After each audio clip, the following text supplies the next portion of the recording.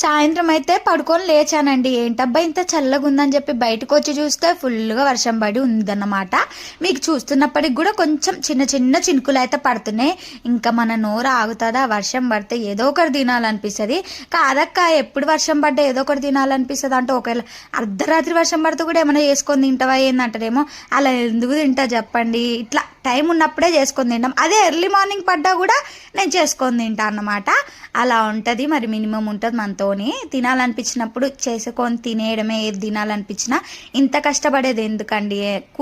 ఏమంటారు, కూటి కోసం కోటి విద్యలు అంటారు కదా, అలా అన్నమాట. మనం ఎంత కష్టపడ్డా మన కడుపు కోసమే కదా, అదన్నమాట మ్యాటర్. ఫస్ట్ సరే కానీ నువ్వు సామెతలు ఆపి ప్రాసెస్ చెప్పంటారా? అసలు నేను ఏం చేస్తున్నానో ఫస్ట్ చెప్పాలి కదా. నేనైతే పకోడీ చేస్తున్నా. ఇప్పుడు ప్రాసెస్ చెప్తా. నేనైతే 4 ఉల్లిగడ్డలు తీసుకొని కట్ చేసుకొని అందులో పాయలుగా చేయితోనైతే నలిపేసుకున్నాను. తర్వాత మనకు కావాల్సినంత శనగపిండి, కొంచెం కారం, ఉప్పు అండ్ కొంచెం జీలకర్ర అండ్ టేస్ట్ కోసం కొంచెం వాము అన్నమాట. ఇవన్నీ వేసుకొని బాగా కలుపుకోవాలి. ఉల్లిగడ్డలతో మ్యారినేట్ అయితే ఓకే, లేదు అనుకుంటే కొన్ని వాటర్ కూడా యాడ్ చేసుకొని కలిపేసుకొని స్టవ్ పైన ఒక ప్యాన్ పెట్టుకొని అందులో ఆయిల్ పోసుకొని బాగా హీట్ అయ్యాక మనం రెడీ చేసుకున్న మిశ్రమాన్ని అందులో వేసేయడమే. చూసారుగా పకోడీ అయితే ఎంత బాగా రెడీ అయిపోతుందో.